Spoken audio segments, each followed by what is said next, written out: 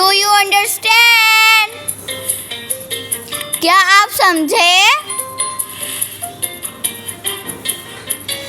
As you wish, जैसे आपकी मर्जी। What did you say? आपने क्या कहा?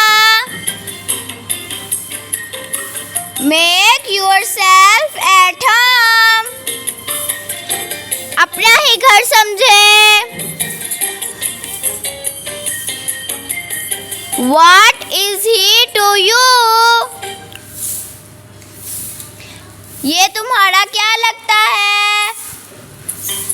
Do not be formal. तकल्लुफ़ ना कीजिए।